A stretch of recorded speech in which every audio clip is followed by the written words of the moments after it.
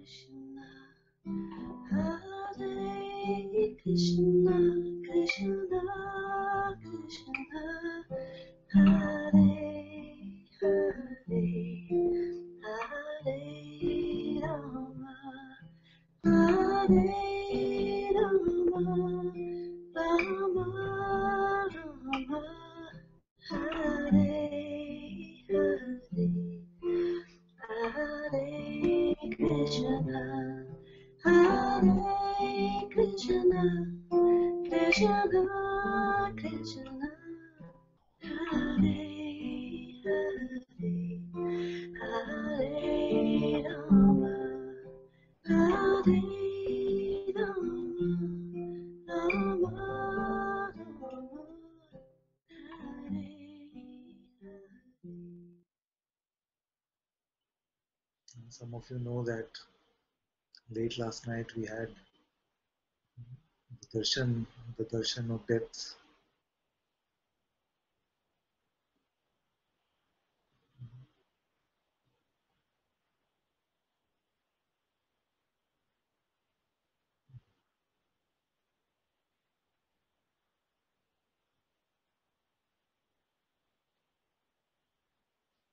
It's a beautiful opportunity, isn't it?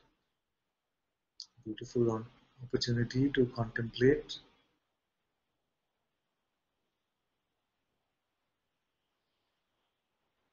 death itself.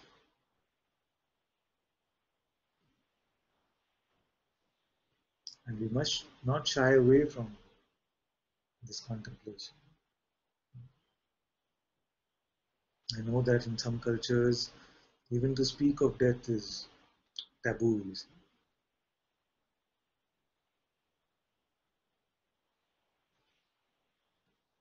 And it's very funny that that which is inevitable, that which is inevitable and can happen at any time to anyone,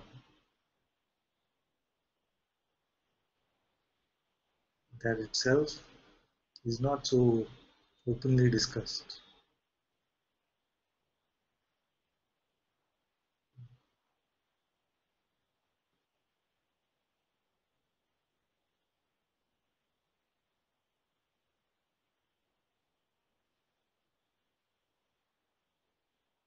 What will survive this death?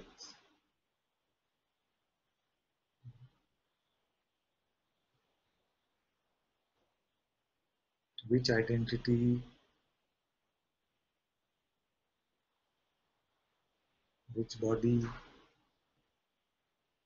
which problem, which relationship?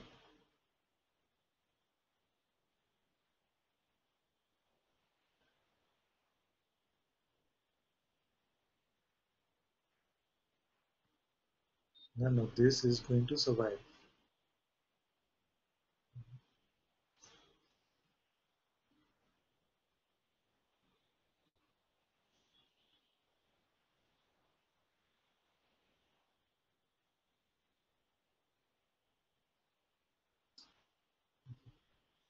And yet most of our lives are spent chasing all of this, which will not survive.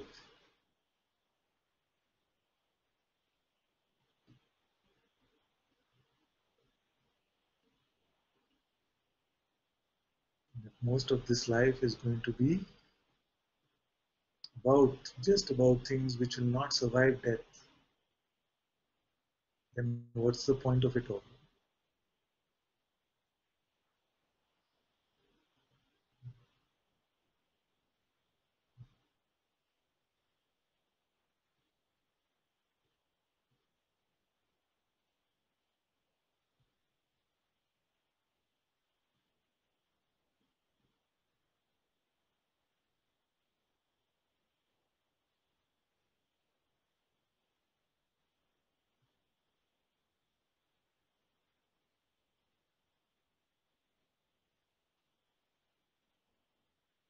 So wouldn't it be worthwhile to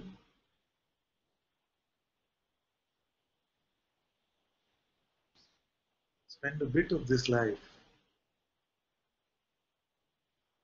I don't say dedicate your entire life or something. Just spend a bit of this life.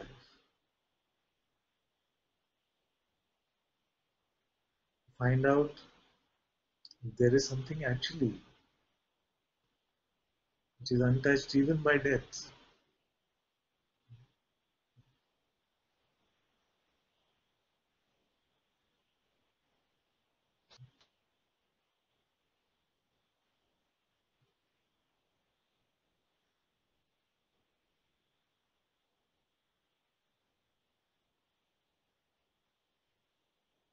What will survive the end of all stories?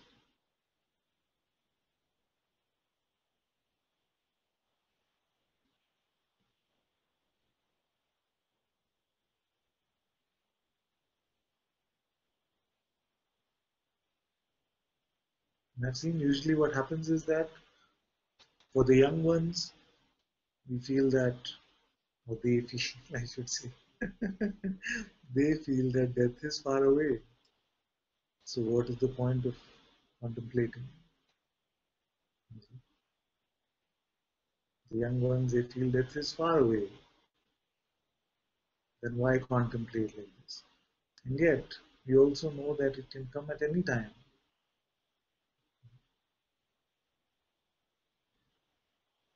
This one who passed away last night was 23 or 24.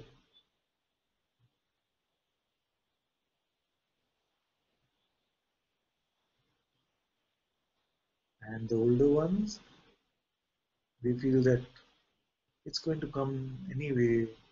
What's the point contemplating it? Let me just enjoy life for now.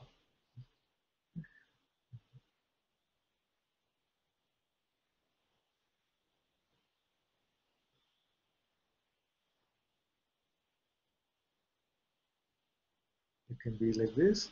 Or some of us might say, what is my legacy that I'm leaving behind? What charitable works, which statues, what schools are named after me? Then it becomes all that. Because something there doesn't want to die. You see. Something doesn't want to die, so it says, how can I live on? At least let them remember my name.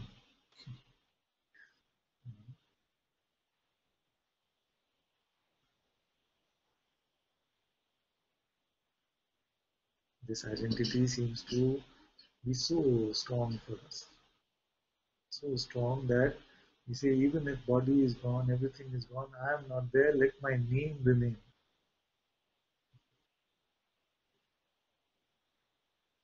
Why?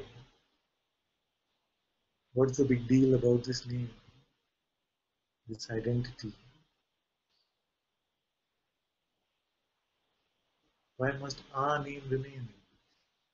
Remain as what?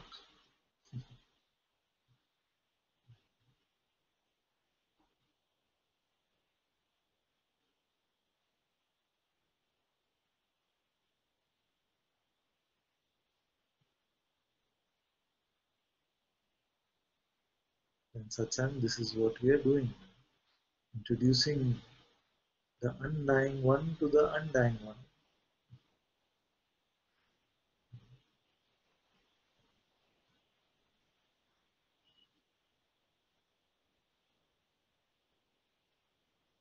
That which is not concerned with the presence of life, not concerned with any content of the appearance.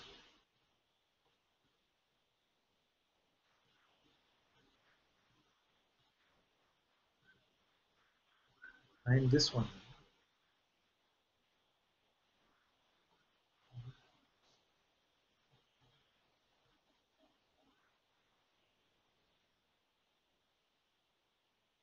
This discovery,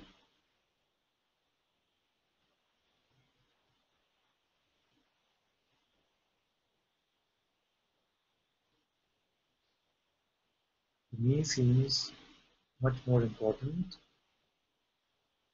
than any other material, phenomenal endeavor that I can even imagine.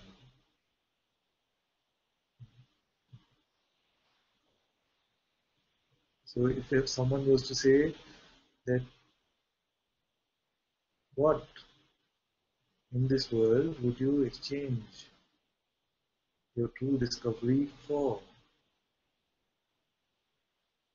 How many millions of dollars?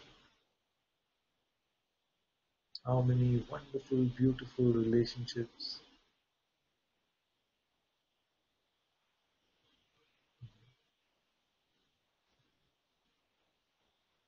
But most healthy, the immortal, invincible body. With some of this tempt an exchange of the true discovery with one of this?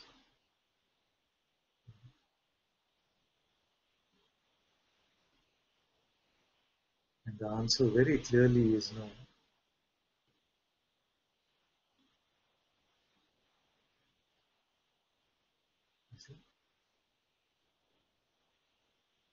This is very similar to, we have an Indian scripture called the Dialogue with Death, where Death himself comes to speak with this young boy.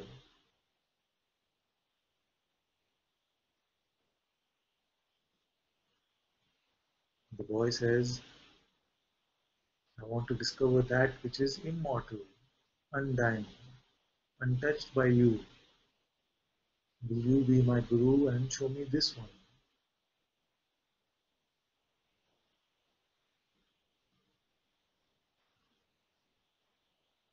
And Death then tries to tempt this boy and says, I will give you all the kingdoms in the world, all the most beautiful relationships, and an immortal body. But don't ask this question. Don't ask this question. And the boy says, none of this, none of this. I want. And we see that this is all that this phenomenal world can promise. Is the small candy.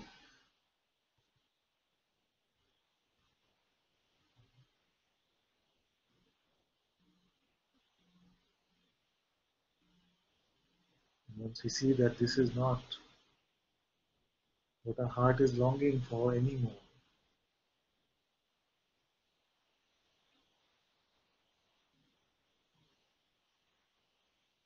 then the true darshan of your own immortal being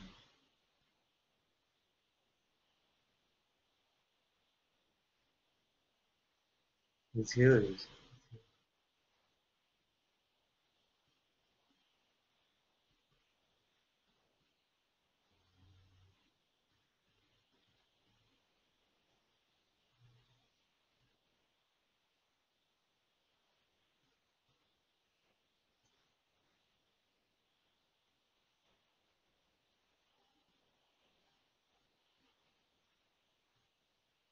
Does this mean that you must be averse to phenomena? Does this mean that you must push it away? Does this even mean that we give ourselves marks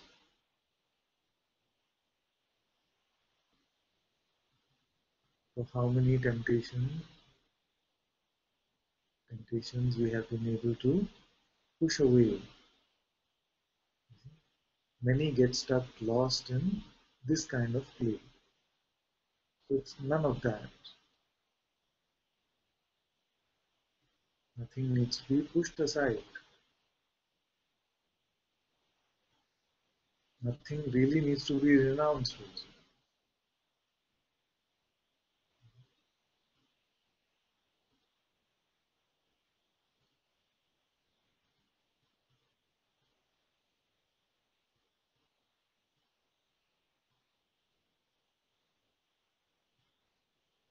Just this simple contemplation.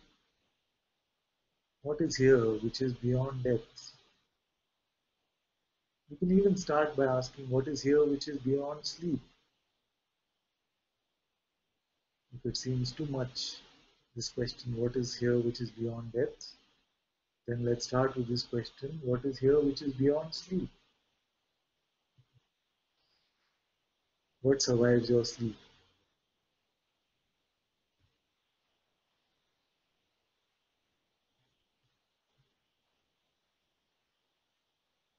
You say, I have these states of existence. I have the sleep state, I have the waking state, I have the dream state, and some of you will say, I have deeply meditative states, samadhi states, all these states you can see.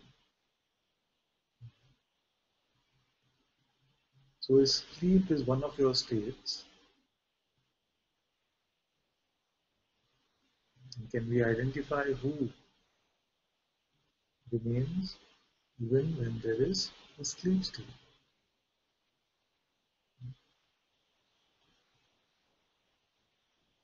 Who is it that reports that I see that there is nothing there?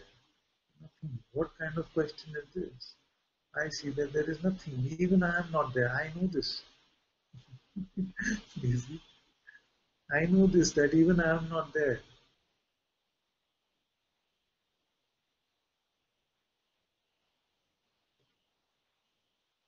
So if sleep itself is a state where the presumed you or even the presence of you is not there, then what still remains that knows this?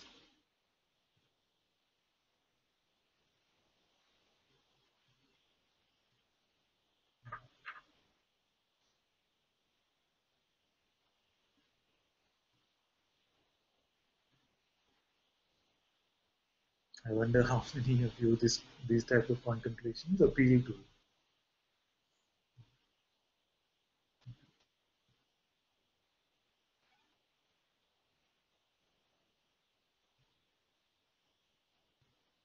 So if there is one which remains untouched, then there is nothing, when there is no phenomenon. If you remain untouched,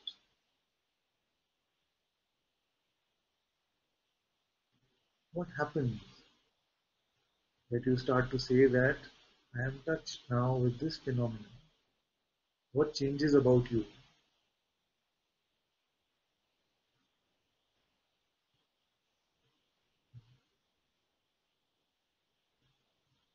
Actually, nothing changes. You remain the same I that is untouched by all phenomena. All that has happened is the birth of this phenomenal aspect of you, dynamic aspect of you called consciousness or being.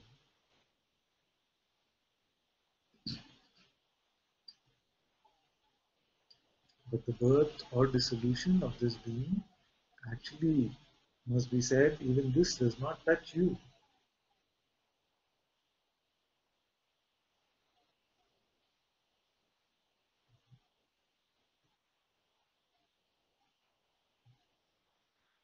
But the way in which you designed this game was that you must have said, but if it is always clear to me that nothing touches me, then what is the joy or fun of this game?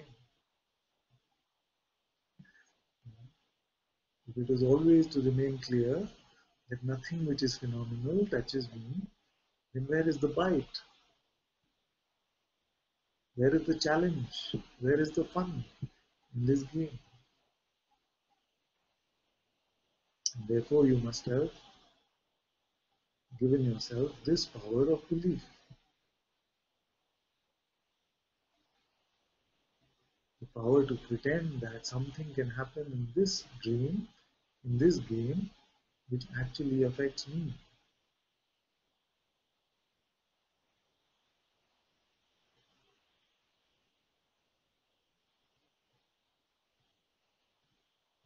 And since it was so far-fetched an idea,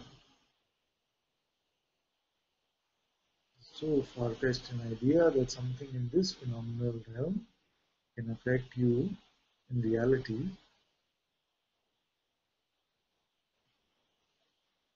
it cannot survive a few moments of open contemplation.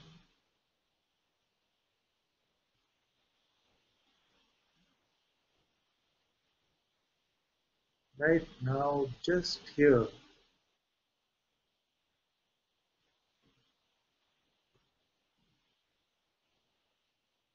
you can see that I am aware. I am this awareness itself.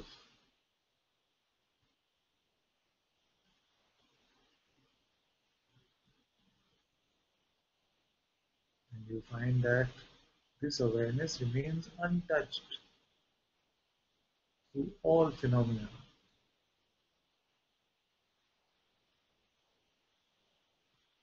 Who does not see this?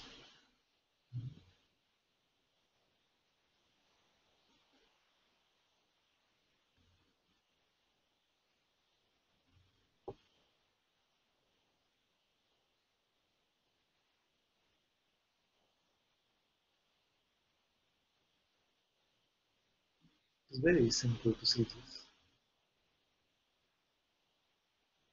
And yet, the only thing which seemingly blocks us is a phenomenal expectation that something should happen phenomenally.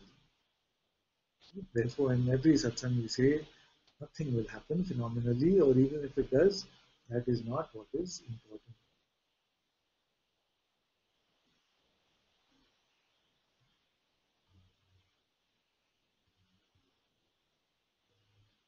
And yet, we keep reporting, this is what I want, this is what I want, this is what I thought, this is what I feel, just pretending, just presuming this presence of this I, which is an individual phenomenal I.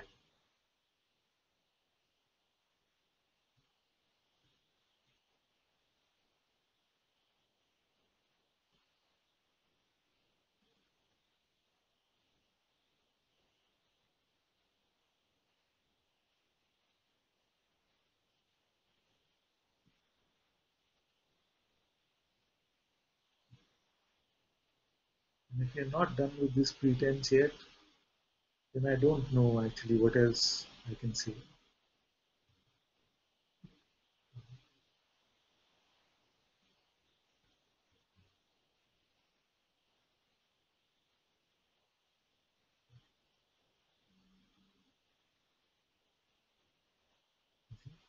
So enough of these reports about yes, yes, I see what I am, but, I still feel, but, I still think.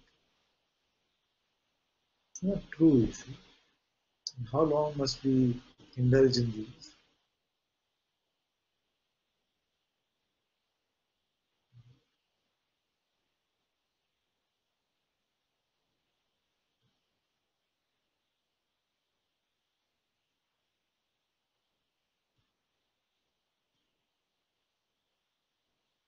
So the fear can come that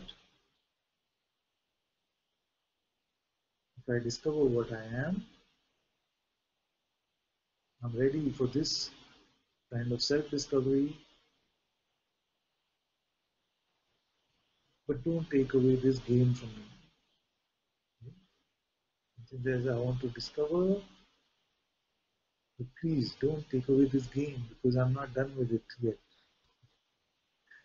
Like a child playing in a park saying, Ma, I'll come soon. Yes, I know. I remember my home is not this. But let me play for some more time. And this is okay.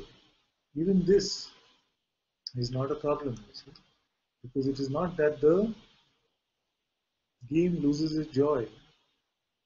It's just another unfounded fear that this game loses its joy. In fact, you will find that when you're not distracted so much by these mental energies all the time, You might say that this is the first time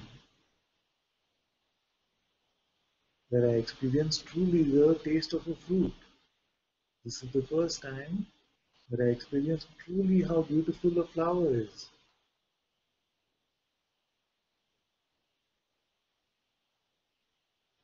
You might say this is the first time I looked at my partner without the projection, and he or she is so beautiful.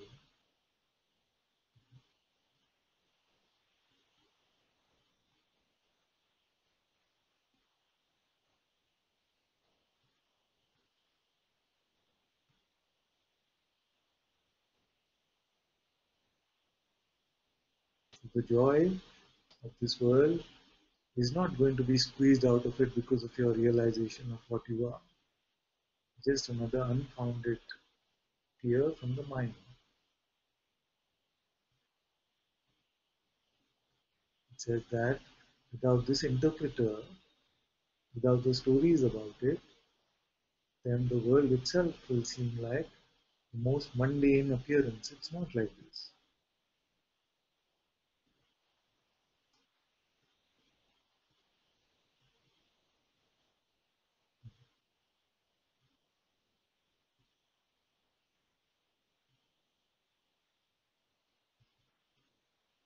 What will change is that you will not resist, you will not mind any appearance. So when grief comes,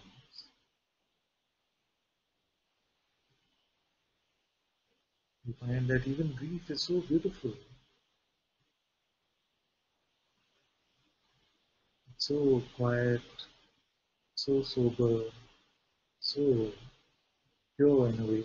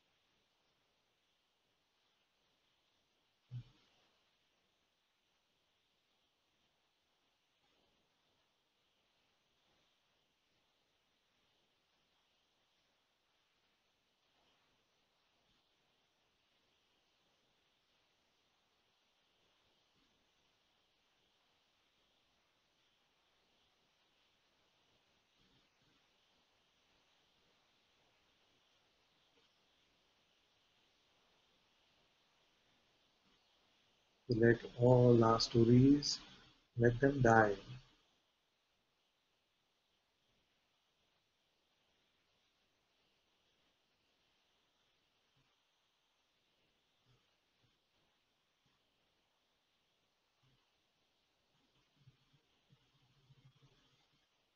Let all our ideas, let all our specialness, let all our humility, all our desires, aversions,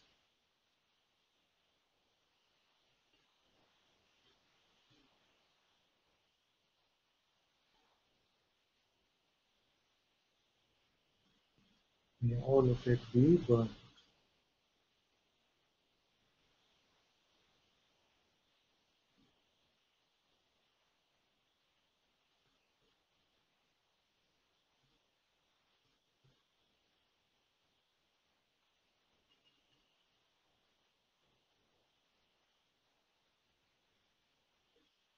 And may we all taste this moment for what it is.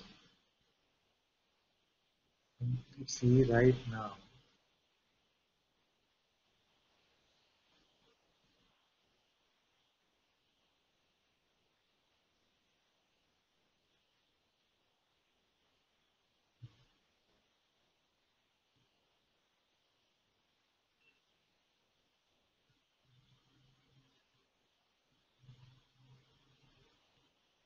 And now.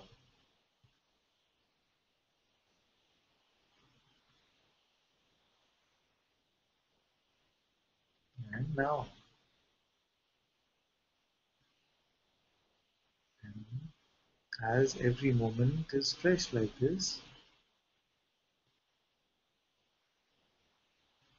then it leaves no room for these stories which the mind still tries to paint. Oh, this is freedom, no. Now. Oh, I got it, no. Now. Just now.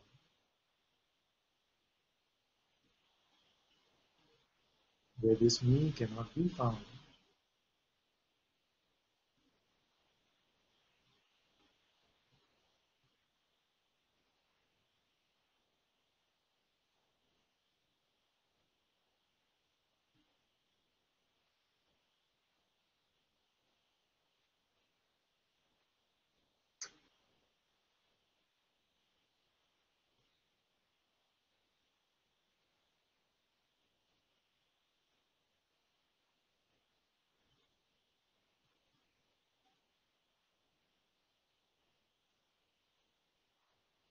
No identity can survive your tasting this moment, this now.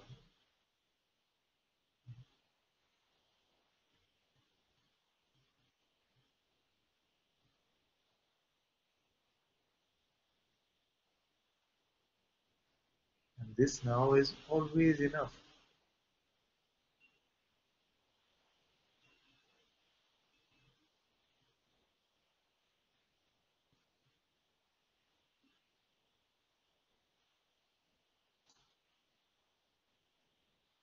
Your presence is here now.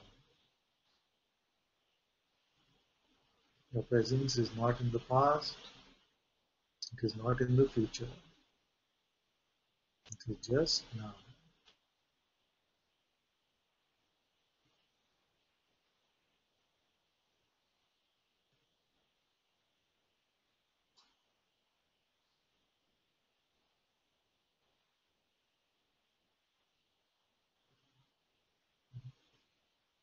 An idea is never now. The concept is never now. The person is never now. But you are here only now.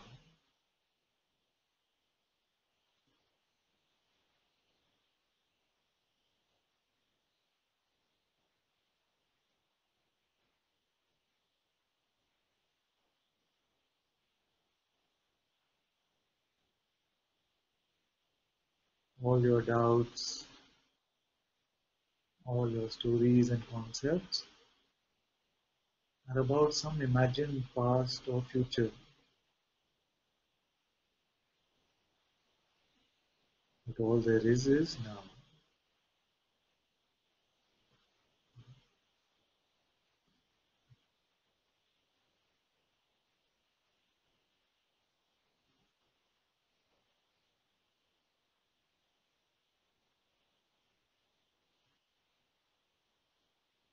God is here now. And all that which is in service to God is here now. Love is here, peace is here, joy is here.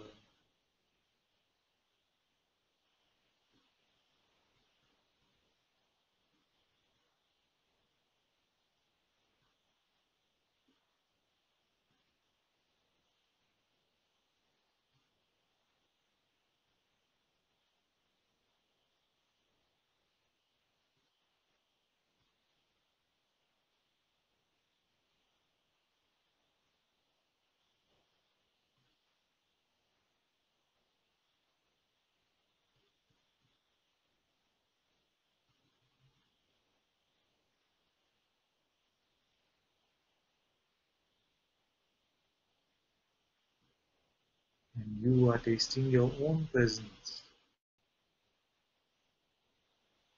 Your own presence, which in turn is tasting all that is phenomenal.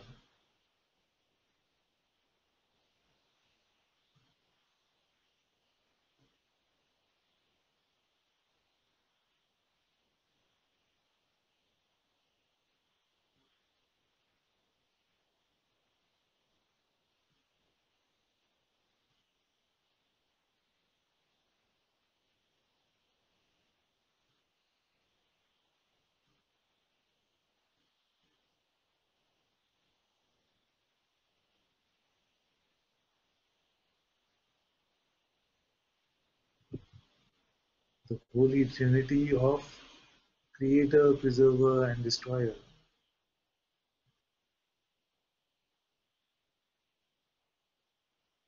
Brahma, Vishnu, and Shiva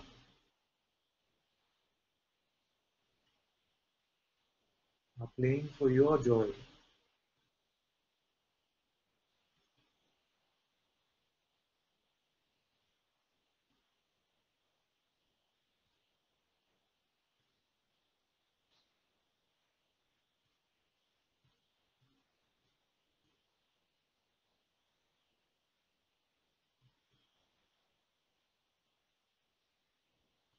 Let's play together here. Enough of this pretend game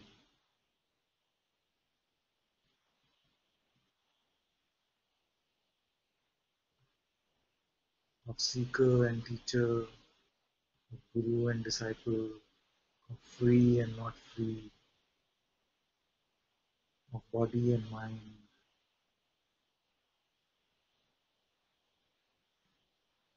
Enough with these stories now.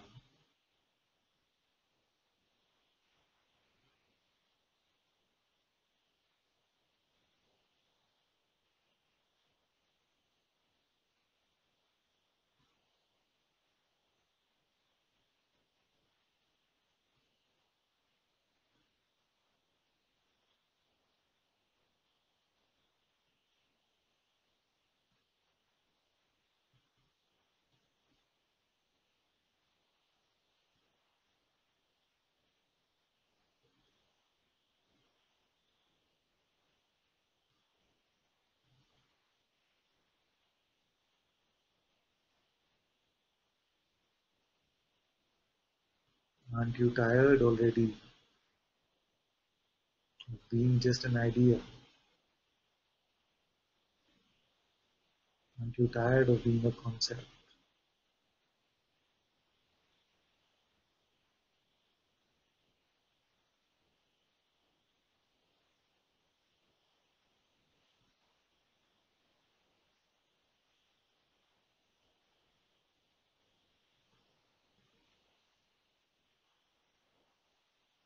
Aren't you tired of picking and choosing from phenomena? Come here now, where you taste this entire creation now.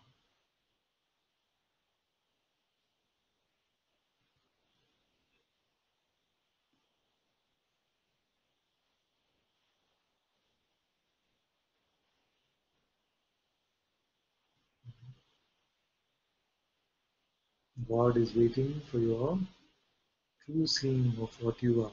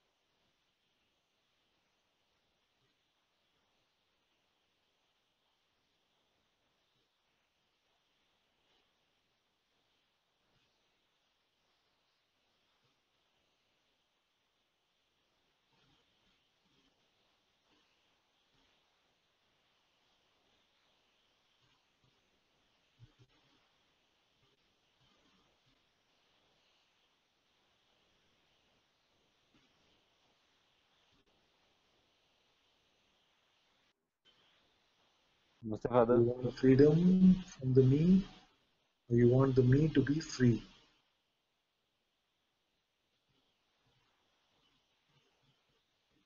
Do you want freedom from the me, or you want the me to be free?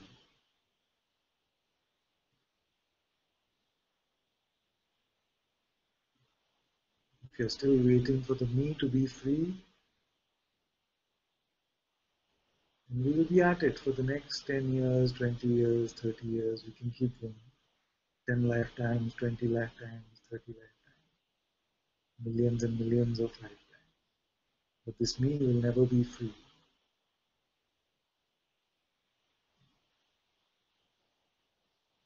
because the me does not exist.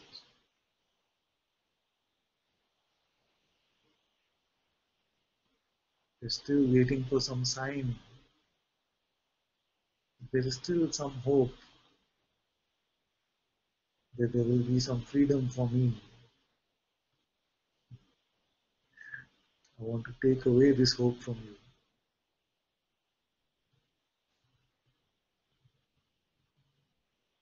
So as long as you latch on to this me, there can be no freedom.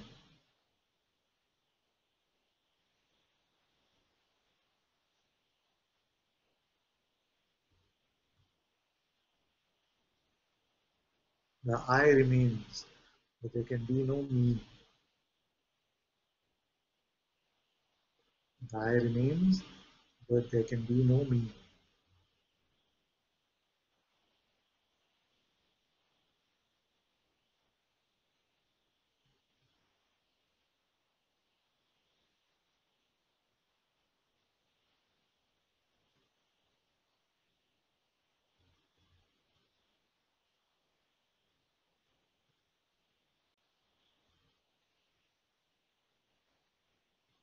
And there never has been.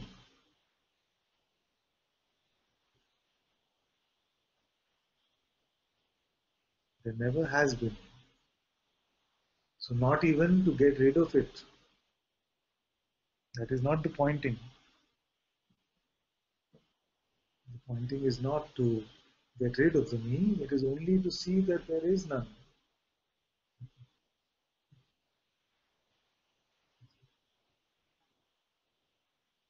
How will you get rid of that which doesn't exist?